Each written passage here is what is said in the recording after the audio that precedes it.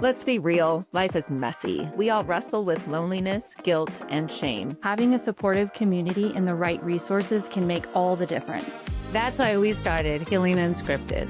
We're just three friends on a mission to bring hope and healing. Whether you're struggling yourself or walking alongside someone who is, we're diving deep into the hard stuff. With insightful guests, real talk, and a whole lot of heart.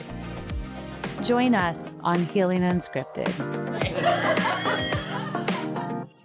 Hi, everyone. Welcome back to Healing Unscripted. I'm Jen, one of your hosts, and we are honored to be your local mental health and recovery podcast. Hi, everyone. I'm Liana, and we are all recovering from something, and it doesn't always have to look like drugs or alcohol or addictions. Everybody's journey looks different, and today our guest has been on his own recovery journey, and we're excited to hear about that. Hey, everyone. I'm Laura, and I'm just here to welcome Anthony to our show today. He has quite the lifelong journey. That's lots of ups and downs, but to where you've gotten now, it sounds like it's amazing. I can't wait to kind of get the whole story from you. And I hope everybody listens to the end to see how Anthony's life has changed. What ride do we get ready for right now? Ooh, what are we buckling up for? Yeah, what are we buckling up for? I think for me, there's too much stigma in this world and people just buy into the hype based off what they see on TV or what they think they know through what they heard from someone else. And they never take the time to educate themselves. And so I'm very, very much an advocate for being outspoken on the realities of what it was and what it can be. Well, tell us a little more about you, where you're from, and how'd you end up here in Steamboat? Yeah, absolutely. Originally born and raised in Seattle, Washington. Lived in Seattle my whole life. And, my addiction started at a very young age. And it kept me kind of pinned down in that place. Short form of what brought me here was after my addiction, I got into recovery and got a job and met some people who did not allow the stigma to be, a catalyst on people's lives. And they were all about second opportunity, employment and lifestyles. And so one guy in particular poached me from the job I was currently at the time and brought me out here, which was scary, being 1,200 miles from everything I'd ever known. Through a lot of major events over the past year, especially, I ended up moving to Steamboat. So I'm going to stop you there and I'm going to start dissecting. How old were you when you first started your drug abuse? And then what was it? What drug? Yeah, so I was 10 years old when I first got introduced to drugs and alcohol. For me, it started with smoking cigarettes and drinking and smoking weed. It very quickly progressed to cocaine by the age of, I think, 13. And by the age of 15, I was doing methamphetamine on a daily basis to the extent that, it was intravenous use. And I did that from, 15, 16, all the way until I was pretty much 32. Was this your environment? Like, was this your home life? No, for not you at to all. have, how at 10, how do you even come across drugs and alcohol? When you find something, you'll do anything else to find it. You'll continue to find it. So when I got introduced through the people I was hanging out with. So friends, peers. Sure. Okay. At 10 years old? At 10? Yeah. Were you hanging out with older 10-year-olds? kids? These were other 10-year-olds? No. Okay. I was hanging out with the older kids. That's what happened too. Yeah. Yeah. No, and then how was your home life, though? My home life was, I guess you could contextualize it as normal. Okay. Mom and dad worked full-time jobs, provided everything we needed. It's not always everything we wanted, but we had a roof over our head and food in our mouths. And, we went to school and played sports, and me and my brothers. And Did they suspect anything was going on in those early years? so I thought no. My dad on the side was a bounty hunter for the sheriff's department at the time. Oh. And so there was really no getting anything past him. Yeah. Yeah. He found out very quickly. I was probably I think 12 or so, the first time that he caught me with, marijuana and all the things. How'd that go over? Yeah. That's what I want to know. My dad's going to watch this too. He did dad things. Yes. Okay. It went fine, I guess. I mean, I was an unruly, preteen that was chaotic for sure. Was there something that happened then? Because then, like, what do you relate why at 10 years old was it more like a peer pressure thing? Not at Or all. was No, that was about the time when I found out that the man I called dad wasn't actually my biological dad. And, so as a 10-year-old, as a preteen, it's like there's a lot of confusion there. And so when I found drugs and alcohol at first, and I realized that it numbed all of that anger and pain and Mhm. things that I was feeling mentally, emotionally, spiritually, I just ran with it. Mhm. And I continually used, even though, like I said before, I never recognized it until I was an adult and started working a Mhm. program and could think cognitively. I never recognized it before, but I could utilize the fact that, oh, he was not my father as my reasoning, my drive Mhm. for using drugs and alcohol. right. So who's your real dad? Do you know? I do. That's part of my story that came when I was around 21. I Okay. met the man, and interesting time in my life. Mhm. Like, from being a child and finding that out and being confused, not understanding, Mhm. to then becoming an adult in the midst and in the height of my addiction Mhm. and feeling like I needed to go find this man. That it was the solution, it was the fix all to whatever Mm, my problems were, only to find out that that wasn't the case at all. Yeah. It was adding fuel to the fire. I can sit here now and tell you that it was actually a blessing in disguise, because the relationship I have with my dad now is Mhm. a million times Mhm. stronger on account of that circumstance. even though he might be a scary bounty hunter guy. Uh, he's gotten soft in his old age. Oh, very good. Very good to hear. Okay, so let's fast forward. You're in the height of your addiction. You met your biological father. Didn't go as well as you thought. What did you decide to do with that news? So I had gone from Seattle to California to find him, only to find out that he was in the same town that I grew up in for most of my high school years. Mm, And so when I came back and met him, and then things started to kind of unfold, it was like looking in a mirror because I'm in the height of my addiction, only to recognize that he too is a full blown addict, along with some other things that, some things happened. His wife at the time, who had found me in California, mysteriously wound up dead. And so that's when the lights started coming on for me. wow. Um, and I just chose, even in the midst of I stayed in my addiction for years after that. Mhm. But I just chose that, like, it was not a safe space for me. And like I was mentioning earlier, the takeaway for me was like the blessing God gave me is that growing up, I called my dad everything but dad, right? Mm, Like, Mhm. I was unruly as a child.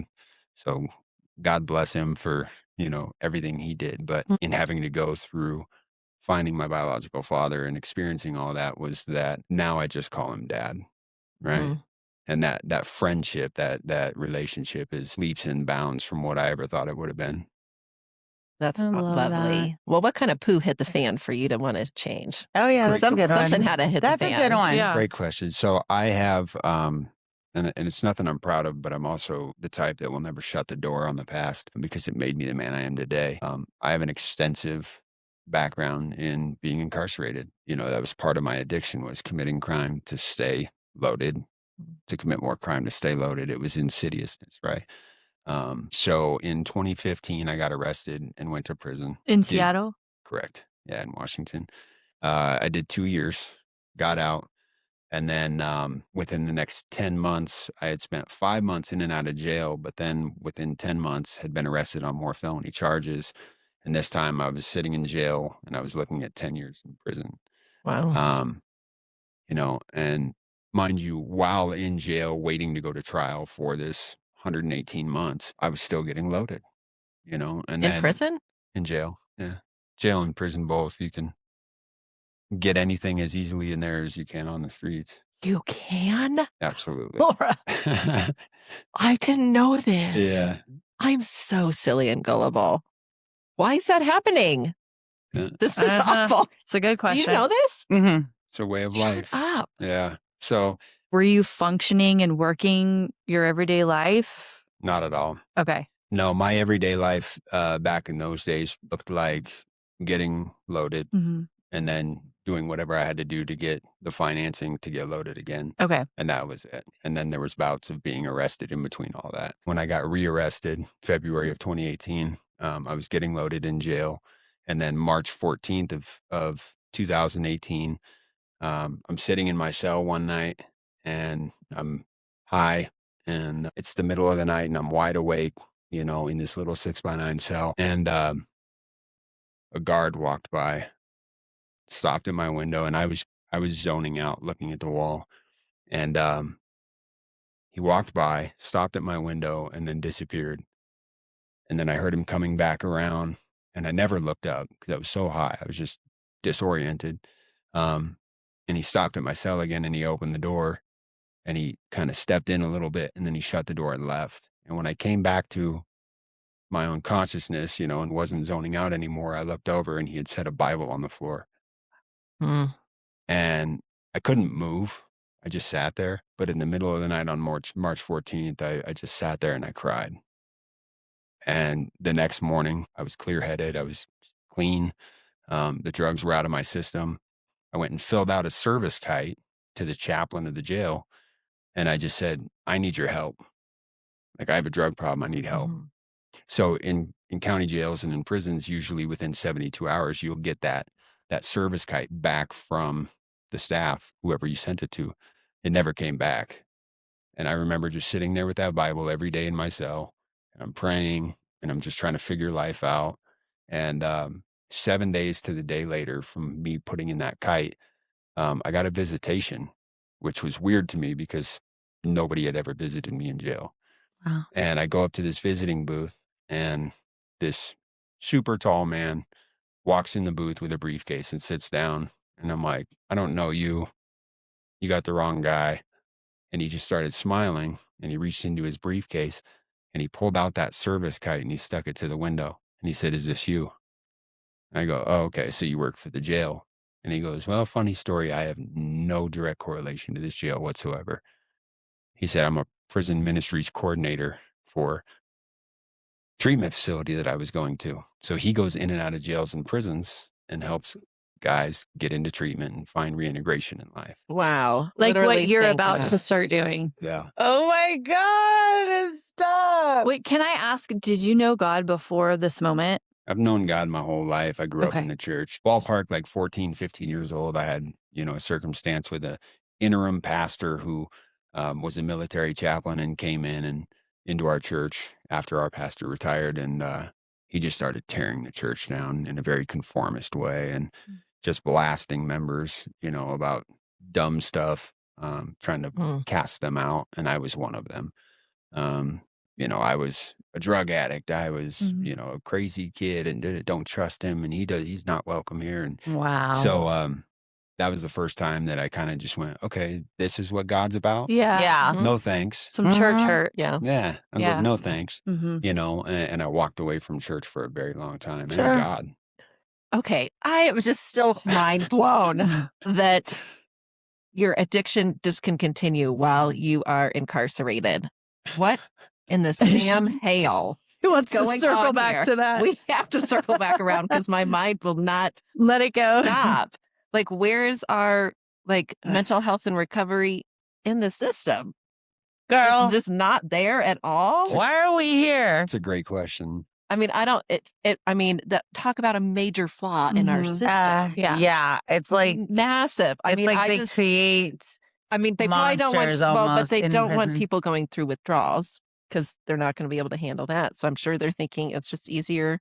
I don't do, think but that's what they're no. thinking. No, It's no, no. awful. So I am so offended right now In my and experience, sad. if I can say without bashing, the system at all, but You can Uh, bash it. It's fine. yeah, the judicial system, from my perspective of my lived experience, is that it's like that old hotel commercial that says, "We'll leave the light on for you." Mm-hmm. When I got out of prison the last time in 2017, I wasn't eligible under their criteria for any kind of assistance, any recovery, any housing, any treatment, therapy, anything. How could you not be eligible? It's a great question. And who is eligible then? It's an even better question. There, Mhm. the judicial system, the prison system is one of the biggest for-profit Mm-hmm. entities in our world, in our nation. Oh, I did a lot of research when I was locked up, and you know, the federal government gives state governments ballpark at the time that I researched this about $30,000 per inmate per 366 days that they keep them, right? And that's under the context of food and board, room and board, right? But the foods that they're giving you, literally, some of the stuff has stuff written on the back that says not for human consumption, Oh my goodness. right? But then someone like me, who's got 21 years of impractical experience in life of being an addict and a criminal, comes in and says, I need help with something. And they said, no, you're not eligible, but when you leave, we'll give you $40 gate money and a bus pass. We'll see you when you get back. Oh, damn. That's our Wow. that's I our am system. just so naive to think that our system would have been a little bit better than that, but I have no idea. I am so disappointed. And I'm so proud of you for making it out of that. Thank you. 'Cause Yeah. that is very, very impressive. It just makes sense why people can stay in the cycle for so long, because why not? Because you're set up to And then fail. they're telling you that you're going to be back Well, you're because set their up light to is still fail. on. Yeah. Well, and the I'm- statistics show that, sorry, I didn't mean to interrupt you. No. The statistics show that, like, when I went to treatment, I was in treatment with 65 other men, right? And the statistics at the time in 2018-19 was that 3 out of 65 would not only stay clean, but continue to live a successful life. And I can tell you that I stay in touch with the people who are successful from my program. There's one other person besides myself. Mm, Oh my God. I The want to rest cry are- right The now. rest are dead or in prison or Yeah. back out on the streets. mm. So disheartening. So how do you feel like you were the one Yeah. of two that overcame this situation that was not super supportive for you to overcome? I think it has a lot to do with mental health, right? When you fixate your mindset on something, for me, it goes so much further than, like, when I came in, I was beaten, I was broken, I'd had enough. That night when that corrections officer put that Bible in my room, I was a broken soul, right? I just knew that, like, everything I'd ever done or thought I was doing to, like, function in my own life and have control for self was false. Like, left to my best devices, like, I've got 21 years of impractical experience with 2 prison terms and another one that was over my head. Like, so for me, it's so much more than just surrender. Like, I had to abandon self-will to God, Mm-hmm. and the minute that I did that, God said, let's go. And the Mhm. man that came to Wow. visit you, did he help guide you towards that surrender? Absolutely.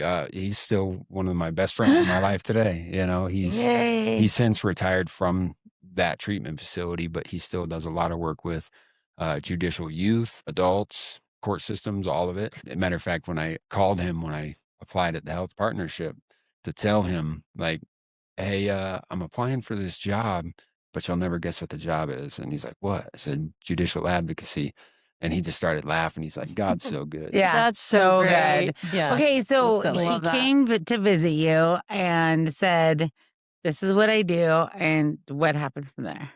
Yeah. So I kind of bumped heads with him a little bit. I Mhm. heard him out because it was good to be out of my cell and have a visit. And, I was still kind of trying to wrap my head around how he ended up with a service kite, which is in-house jail Yeah. mail, Yeah. which the part of that story came about a year and a half later. About a year later, a lady from his church is the mail lady at the jail. No. And she was sorting through mail. And when she came across that one, Got the she chills. said that God just struck her with conviction to take it. And so she took it, went to church the following week and gave it to him and said, God said to give you this.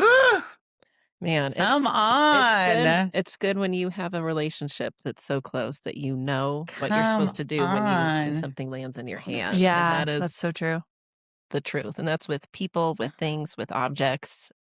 So amazing. What happened after you decided to lay down your attitude and maybe trust him a little bit? Yeah. So he gave me this, he almost spoke in like a parable, which was crazy.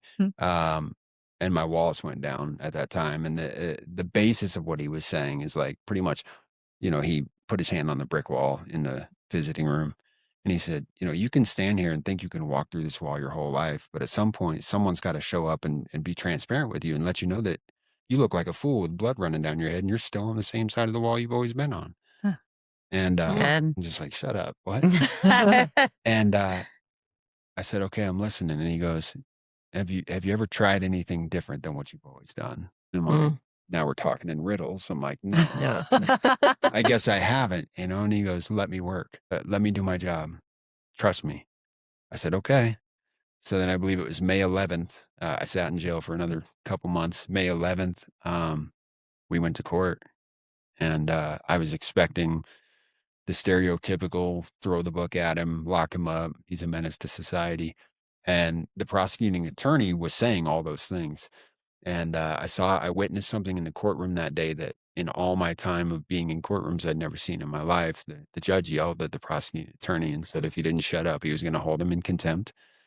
And he called this guy Hewlett, the advocate, called him up to the front of the courtroom and had him speak. And Hewlett spoke for maybe 2 minutes about, what his intentions were, with my life, my future.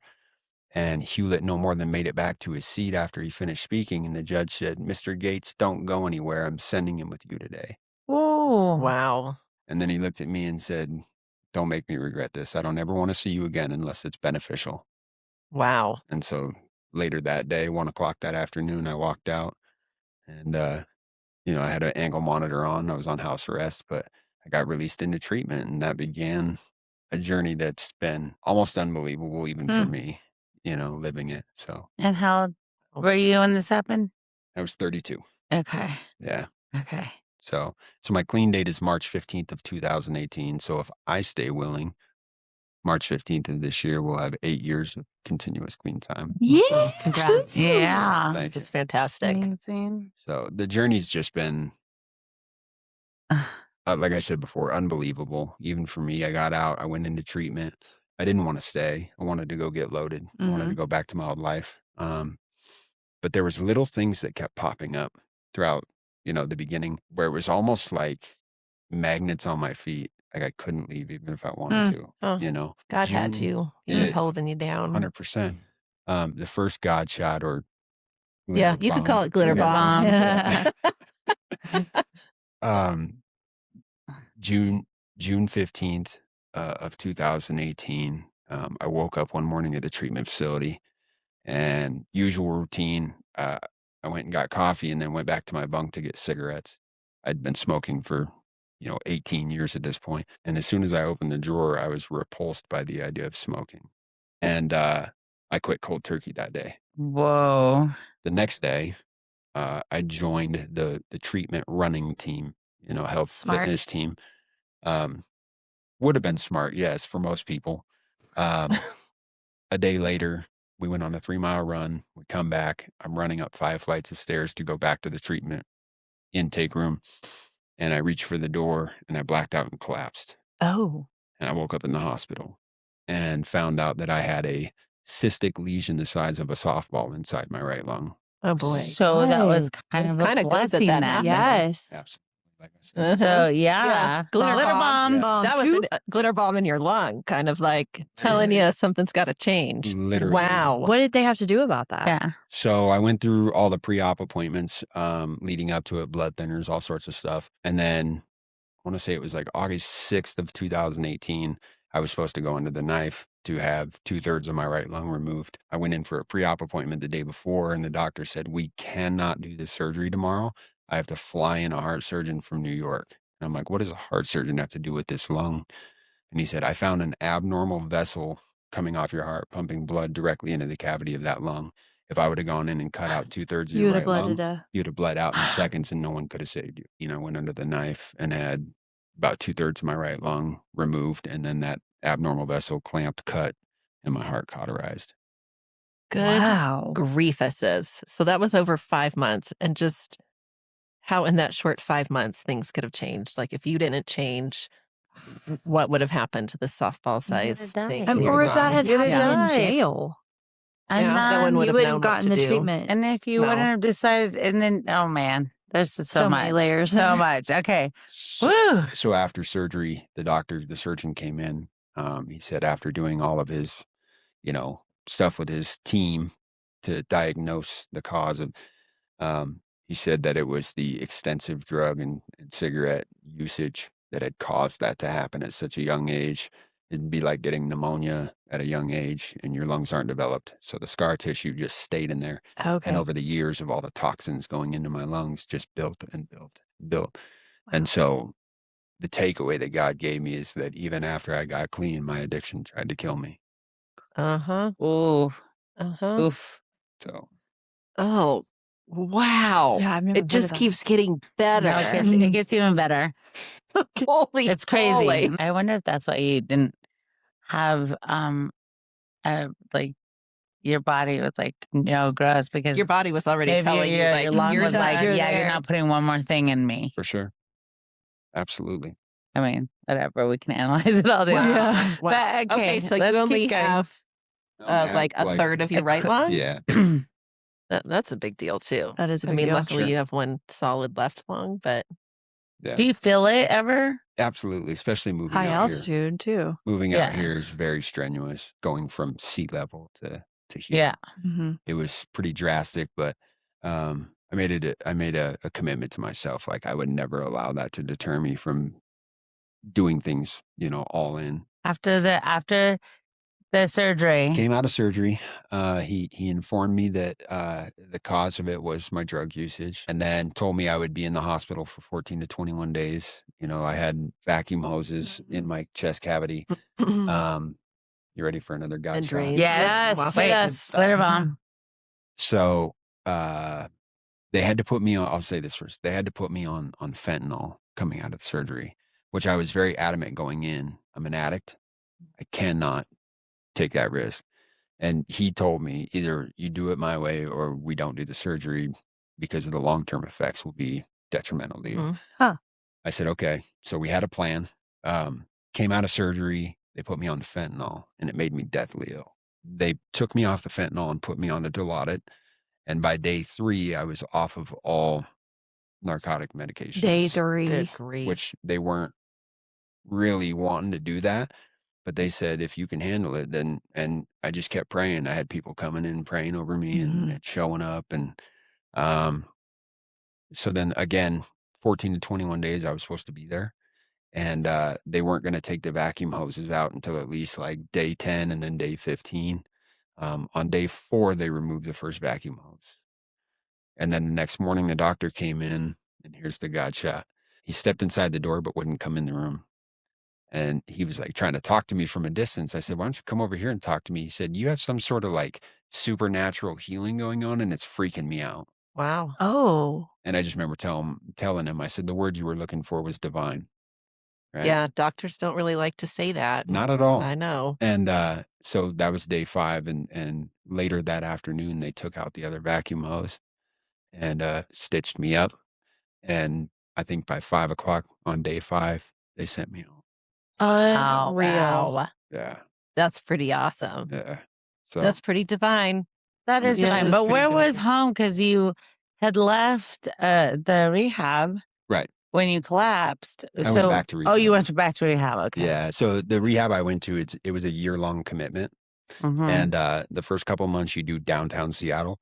And then the year-long portion, you actually go out to a residential place where Oh, there's nice. huge place. Okay, so when you're Wow. done with your year, then where did you head next? Oh, so coming up on the end of my year, I had no idea what to do, right? I had no job history, no productive history of any kind for schooling, anything. And there was thoughts that were crossing my mind coming up to about a month before graduation of like, well, I guess I'm going back to being a drug dealer and a criminal. And No, were they Mhm. prepping you for Next the steps? treatment center? It's not. Was there like pre-steps for they have having- things in place. They had options for you. You could go back to school and they would help you get funding to do that. You could stay with the treatment facility doing an internship for another year, or you can go out and do your own thing and, find a job. Mm. And so for me, I didn't feel like I was being called to do the internship. I didn't feel like I was being called to go back to school. And, the job market freaked me out because, like I said, I've never done it before. Yeah. And so I just thought, I guess I'm going back to what I know Did you graduate high school? in prison. Okay. Yeah. I dropped out of high school couple months before graduation, even though I was on track to graduate. I back in those days, I had this grandiose, like Scarface dream mentality that I was just going to be like this, Outlaw. bad guy yeah, exactly. And never turned out that way, thankfully, though. So what did you end You up were going to doing be the then? bad guy that your dad bounty hunter was have to Right. Oh, goodness. get. And he You would were have really playing He the would've opposite found ya. role there he would have come for me. I That would have promise. made a really good movie. in a loving way, Yeah. I'm sure. I should Yeah. write a movie like that. Okay. So what keep did going. you choose? I hadn't made a choice. I just remember there was a month before I was graduating, and it was that battle of flesh and spirit, right? The flesh was telling me I know what I had to do. The spirit was telling me I have to do something different than I've ever done. And that's where again that complete abandonment comes into play, right? Like, so I was just praying a lot, still going through the motions of like going to class and doing these things, and then I was sitting in the staff member's office, talking about it one day, about probably 3 weeks before graduation, and in walked, this guy named Tom Prenslow, who would later become a major part of my story. And that began the journey to getting not just any job, right? Like, because when I was working with this guy that does jobs and housing, he goes, well, let's start simple. Let's submit an application to Jack in the Box. And so I did. And I was transparent and honest on that application. And they ripped it up in my face and told me to leave. And Ew. I'm like, if a fast food place won't hire me, Yeah. Yeah. No one's going to hire you know what I yeah. mean? So Yeah. that's daunting. It's heavy. So then you can imagine going in for this career interview at a, massive corporation that does aerospace and government and military Why'd you contracts. choose Well, yeah. that? Well, Yeah. How did you how go did from this- Jack in the Box Yeah. to aerospace? We skipped something. Yeah, we didn't- skipped No, I'm something. not skipping anything. That's the thing. It just showed up. Wow. By Like I from this said, man that Yeah, came. the CEO himself came because he used to donate money to the treatment facility, to that program Okay. for a decade. He would sit down and write massive checks. And then in beginning of 2019, he sat down to write that same check he did every year. And what he said when he came on site was that God told him to be more hands-on, to see the fruits of his labor, because the dude had endless money. He could write checks until he was needing a new checkbook, but he was a Christian, and he believed in giving people a second chance. And he gave you one. And he did, sight unseen. Wow. He came in and told the director of the program, I want to do more. I'll still write you the check, because I know you want the money, but I want to see how I'm helping these guys. Wow. I want to be a part of the reintegration process. And then the guy whose office I was in ran out of the office and was like, I know how you could help. You could hire this guy sight unseen. And he said, send him up for an interview. So the guy that worked at the treatment center ran and said, you're the guy for this. Yeah. And Wow. he's the guy that owned the aerospace. The CEO. Oh, wow. Pretty- Yeah. Okay. So Wow. So what was that interview like for you then? It was, 'Cause I Oh. can't even imagine. it was heavy. Were you And sweating? I was probably, yeah. From every orifice. And probably can't like even doubting the imagine. whole Yeah. way. You're probably just doubting, Oh. like, whatever I Yeah, say, I'm not going to get whatever. the job, whatever. 100%, and like I said, I'm sitting in this interview with these people, I walk in thinking, okay, you got this. It's just an interview with the hiring manager. And I meet the hiring manager and she walks me into this conference room and I'm like, this is a huge room for just the two of us, and she sits down across from me and she's got the window to her back. And I'm like, okay, are we gonna do this thing? Or she goes, it'll just be a minute. We're waiting on someone. And in walks this other guy named Eric. And he introduces himself and she said, Eric's the VP of operations for this company. And I'm like, cool. Nice to meet you. And Eric goes, he's on his way. And I'm like, who's he? And why are we waiting? Like, is this a company-wide interview? Like, in walks this other guy and he introduces himself and his name is Tom. Lynn, the hiring manager, looks at me and she says, Tom's the CEO of the company. And he sits down and now I'm sitting here with the upper echelon of the top three of the company. And, you know, if I wasn't already nervous, you know, I probably left my body at that point. Um, but I rolled with it. I trusted God and I just rolled with it. And they started asking questions, and 3 or 4 questions in all of the chaos, you know, like I told you, I was on house arrest and I had forgotten to charge my ankle monitor. The timing. And so it starts going off really loud. And at that point, I probably was like alive but dead. Yeah. You're like, okay, yeah, I know I don't have it. Yeah. It's okay. That's a wrap. Let's go. And it got quiet for a second. And then Lynn, the hiring manager, turned around and looked out the window, turned around with a smile on her face, looked back at me, and she said, do I need to worry about SWAT coming through the window? And I'm like, that's not funny at all, because they might. Maybe. You Yeah. know? And all 3 of them are laughing. And once they got their comedic relief out of it, she looked up and she goes, let's just continue the interview. Just ignore it.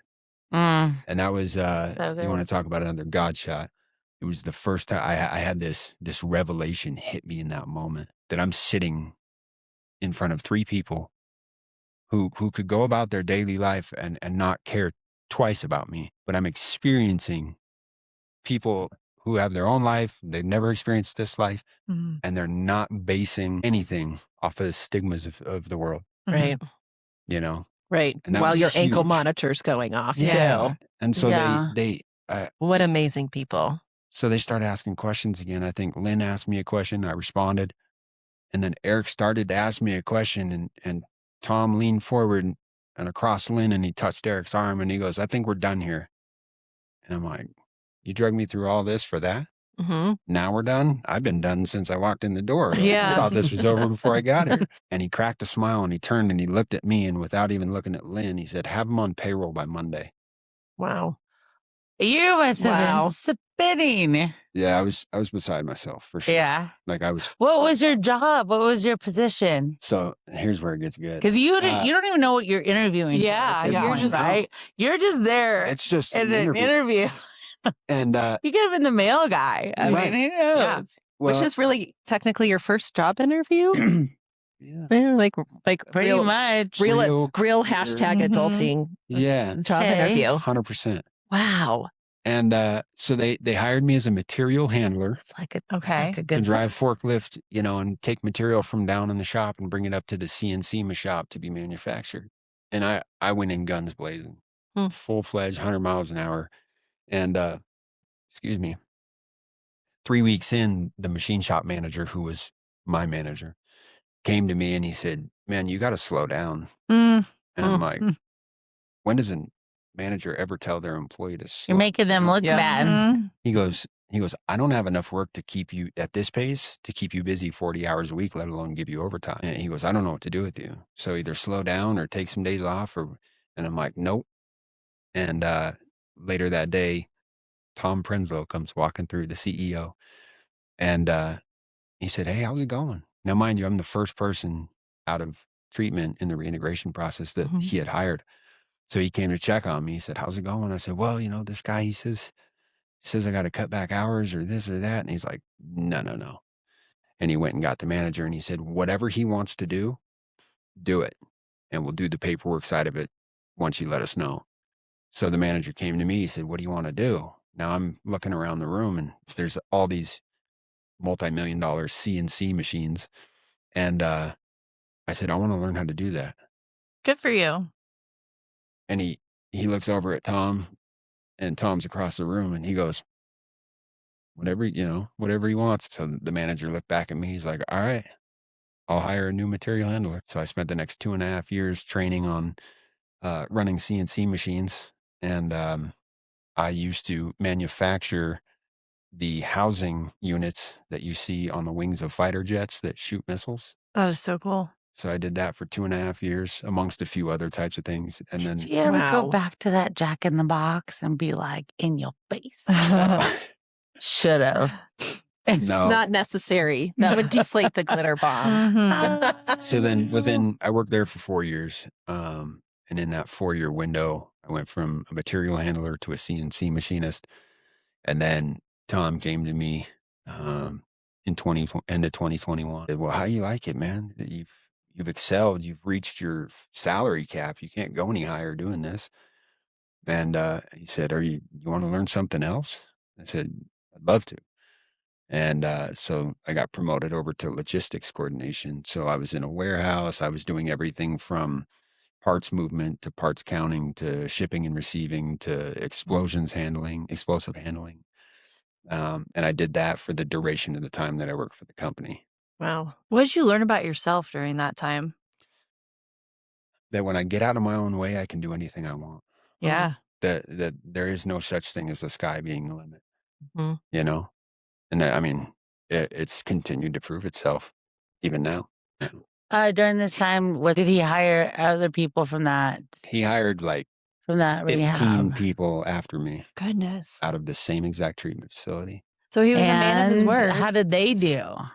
A lot of them did great. There was one guy who I was actually at the end of my treatment, he was coming in. So he was, we overlapped by like 4 months. So I got to know him in treatment, and then he got out of treatment and needed a job, and, ex-gang member, a lot of stigma, underneath from people in the company, department heads were like, no, we don't want him here. No, we don't want that. We don't. Mhm. And I remember going to Tom the day of his interview while he was still on site and said, why don't these people want this guy? And he's like, I don't know, but it's pissing me off. Hmm. I said, give him to me. I'm not a manager. And at the time I was still running CNC machines. I said, I'm not a manager or anything, but he deserves the opportunity. Give him to me. And so I trained him on making the housings for missiles. And during that time, that was the one failure story that happened. I worked day shift. He would come relieve me. He would work overnight. And one night he just didn't show up. Mhm. And they ended up finding him dead in an apartment complex, overdosed, Mm-mm. But other than that, like there's still friends of mine who came out of the same treatment facility that still work there. That's beautiful. So, yeah.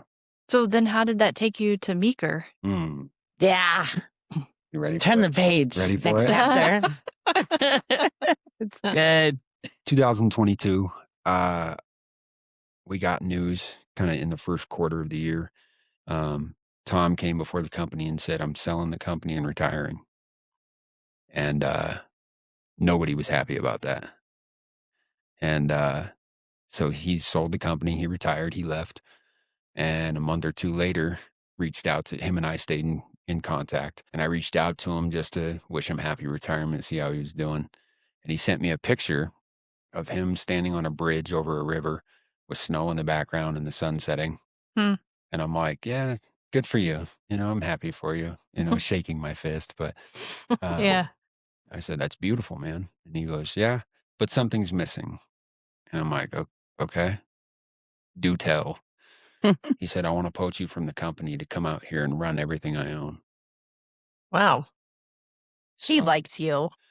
And that was in Meeker, Colorado.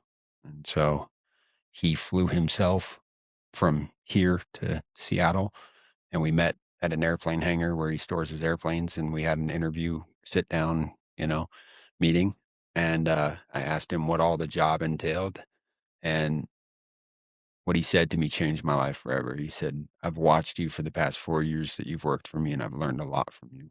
You're talking about an aerospace engineer, Yeah. Mm-hmm. Fortune 500 CEO, Wow. telling a 21-year addict and criminal Oh.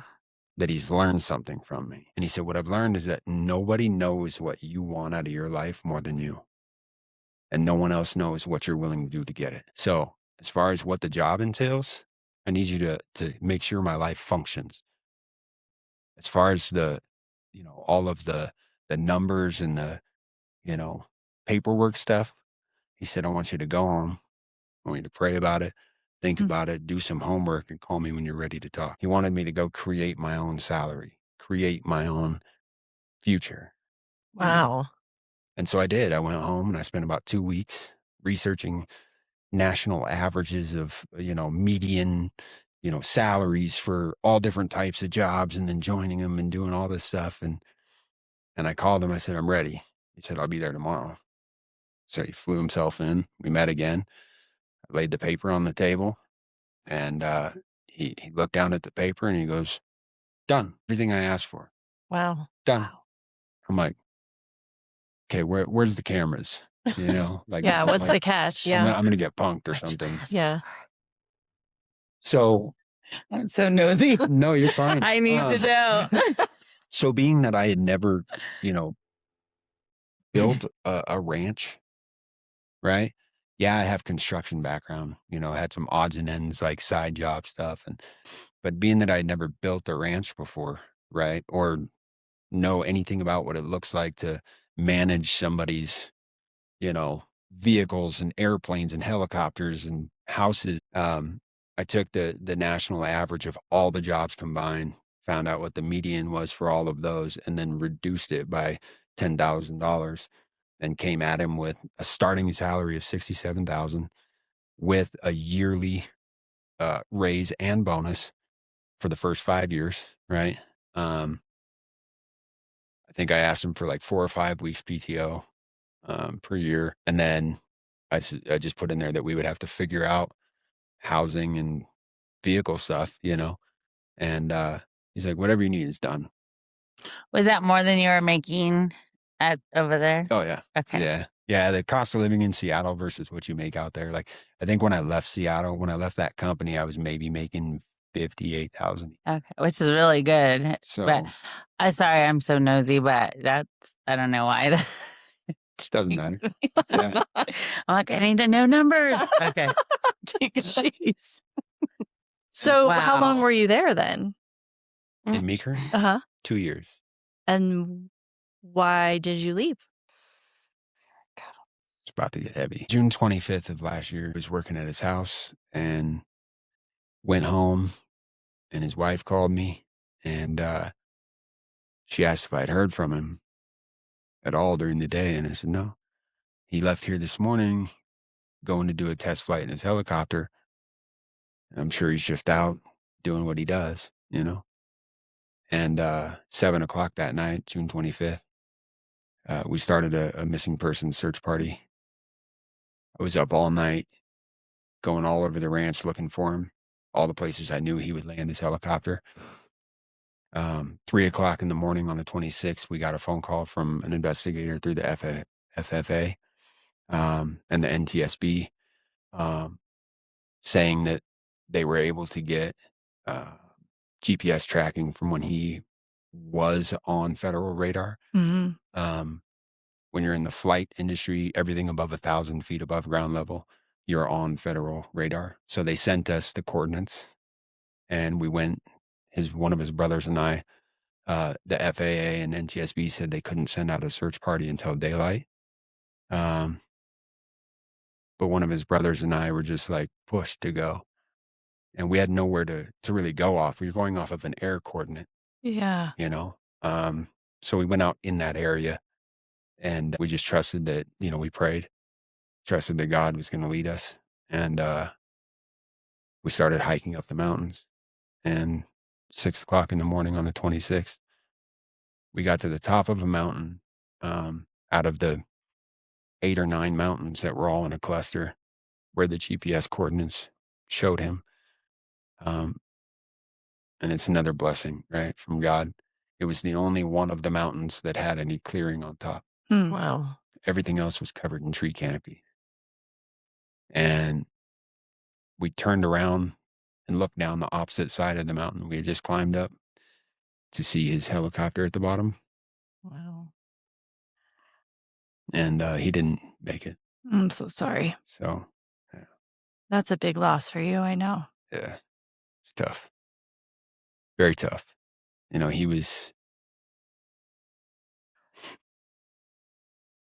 He was a boss and a mentor and a friend, and in some ways a father figure too, Mhm.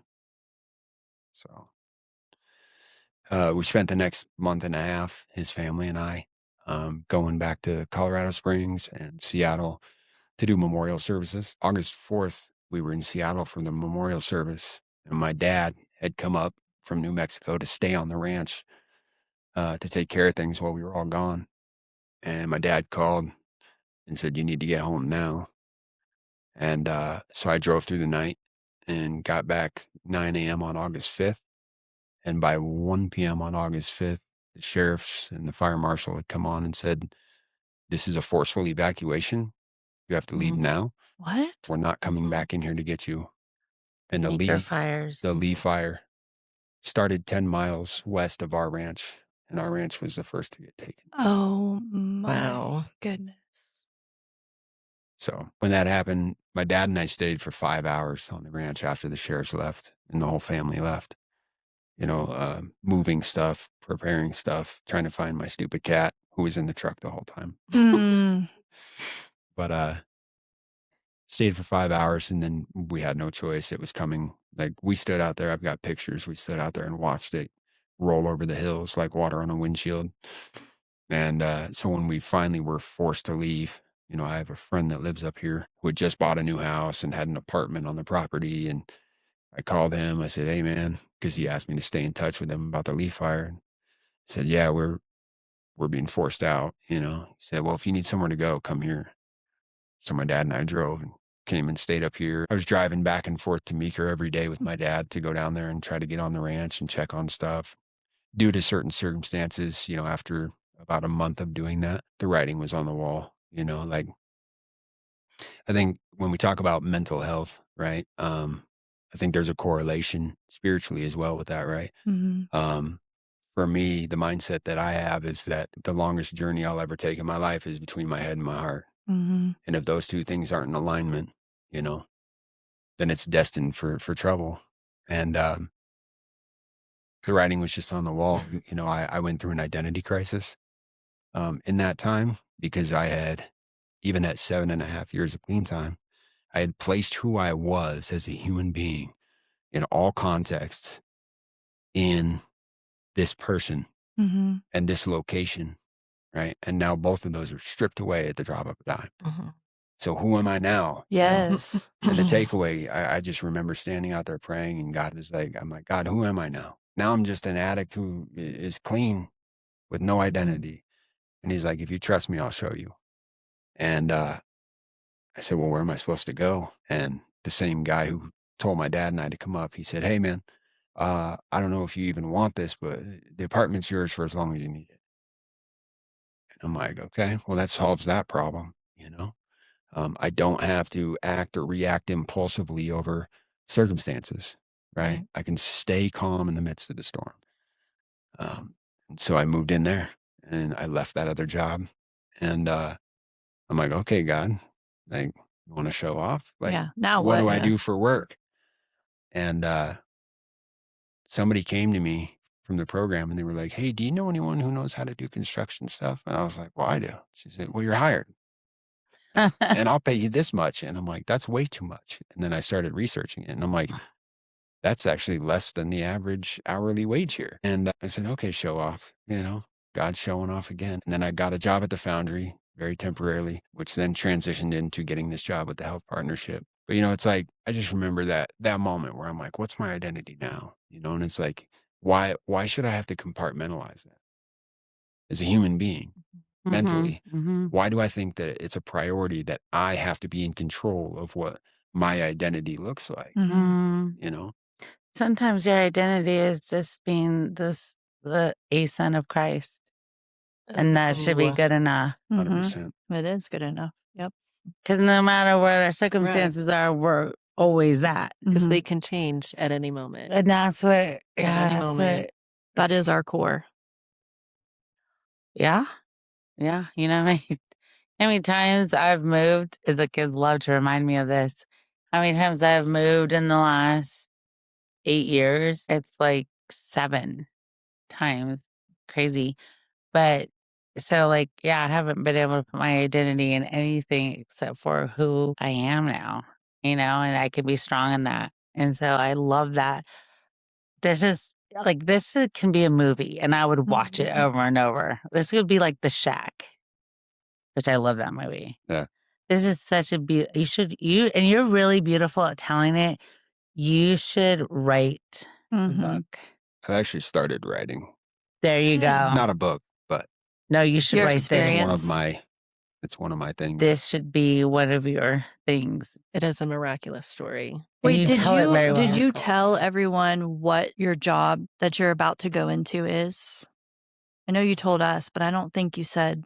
Oh no. Yeah, so I guess Oh, the yeah. exact The title is clincher. the exact title of what I'm going into is Judicial Peer Support Specialist in the Judicial Advocacy.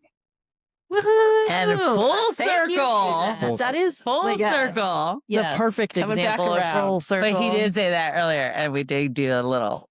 Oh, he did. Yeah. Okay. But I couldn't remember if it's we- worthy of doing it again. Yes, because Yeah. that's not the end of the story, but that is present day. That's the beginning. Mm-hmm. There's Yes. always Of just the beginnings. next I just journey. love it. The Absolutely. next beginning. Yeah. Who knows what will happen? Yeah. Next beginning. Well, and the thing too for me is like it's so surreal. Yesterday when I got the email, and then having that recognition that like this is what I'm about to do, and this is where it all started too. Yeah. Is someone else doing this for me, and it's like for me the program that I work, the program that I'm in, one of the steps we do is to continually carry the message to the individual still suffering. Right. And it's like, what better way to do that, right? Because when we talked earlier about the prison systems and the fact that it's a revolving door, right? Mm-hmm. Like the easiest way that I could ever find growth is through a ground of relation, Mm-hmm. right? Like I could sit with, and this isn't bashing on college educated therapists or counselors, but for me, if somebody doesn't have the same impractical experiences I've been through, it's the difference between empathy and sympathy, right? Mm-hmm. Mm-hmm. Like, so if you sit and tell me like, I understand what you're saying, well, that's great. But like, have you been to hell? Mm. You know? And that's just how I am, right? And like, so for me, you know, I I get super amped up when I get the opportunity to go into a place and have someone sitting there broken and hopeless look at Mhm. you like, yeah, right. And you go, Mhm. let me tell you where I've been. Mm-hmm. Oh, yeah. Let me show Mhm. you how I got out of there. Yeah. You know? One part of the story from earlier, when I had been working for Tom at the aerospace company for about a year, he came to me and he said, hey, I want you to share your story in front of the whole company. What? And I'm like, absolutely not. Wow. Yeah. Like you're talking about engineers and dev techs and all this other stuff. Like, and God said, you're going to do it. And I'm Wow. like, this is crazy. And I went in front of like 300 plus people and shared my story. And like, I remember walking in there, palms sweating, just like Sure. couldn't see straight. Hmm. And I'm walking into this big open area to do this thing. And I'm like, I don't even know what I'm going to say. And God's like, I do. Mm-hmm. And I walked out there and what came out of my mouth is, my name's Anthony and I'm an addict, but I'm no different from you. Nice. Right. And then I couldn't tell you what I said for the Mhm. next 15 minutes. But when it was all said and done, half the company never talked to me again. Huh. Right. Okay. But at the same time, he hired 15 more guys just like me right after that, Yeah. Good for him. and that's what it's about. It It's is. like, Yeah. because I could live the rest of my life walking around ignorant, claiming that I think I know the truth about Mhm. things. But if I don't take the time to, you know, go into any given situation and be willing to be educated on something, then how do I have an opinion on anything? Yeah. I'm just ignorant. So I'm really excited for the job coming. Well, they're lucky to have you. This community is definitely lucky to have Yeah. you. Your story is beyond miracles. And I'm so happy for how much you've overcome. It's just truly amazing, to God's credit, him be the glory for sure. But I'm dying to ask you as we wrap up, what does second chances mean to you? Ooh. I think for me, on an individualistic level, who I am, where I came from, and who I am becoming, not just today, but tomorrow and the next day, it's life or death for me. Mm. Right. And if someone hadn't opened a door for me, I can't honestly tell you I'd be sitting here with you right now. Mhm. And that's not to say that it wouldn't be prison or death. But that's the reality of the disease of self that I had, right? I didn't learn this till after I got clean, but like the reason I started using in the first place was because I didn't love myself, right? And I was trying to fill that God-sized hole with everything man-made that I could. And really, in reality, the only outcome to that is death in one form or another. Yeah. Yeah. Mental, emotional, spiritual, or physical, right? And so again, you know, if there wasn't such a thing as second chances out there and a person to be that venue that God provided, you know, that bridge over the gap for me, I'd probably be dead, you know? And so for me, it's like, I'm not doing anyone or anything, any type of service if I don't, you know, especially not for me, Tom was a huge part of my life. I'm going to be doing what I'm doing in memory of what he did for so many people, Yeah. right? Because the evidence proved that aside from whatever you think the stigma is true, false, or whatever, if you're willing to step outside of ego and pride Mhm. and just do it anyway, especially when you have the resources to, you never know when you have the one thing you could say or do that could change someone else's life forever. Your life was changed. Forever. Wow. So good, huh? Yeah. So good.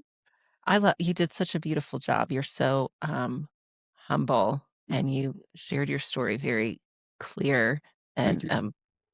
beautifully. Yeah, you need to write a book, buddy. I'll read it.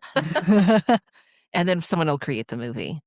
And I'm sure that Tom is so proud of you. I mean, Absolutely. what he was creating was like leaps and bounds beyond, I'm sure, what he ever thought it would be or A you good ever thought it would man. be. And I love that you want to keep going and making him proud. And I love him, and I don't even know him. I And do love too. him, and I love his family. They just seem like beautiful people that just deeply care about humanity, Yeah. which is a Mhm. nice reminder of how we can all be and treat everybody. Right. Absolutely. So, Glitter bomb. It's your turn to go drop glitter bombs on people. Okay. Bam. All right. Thanks, everybody. We'll see you next time. Thanks for joining us.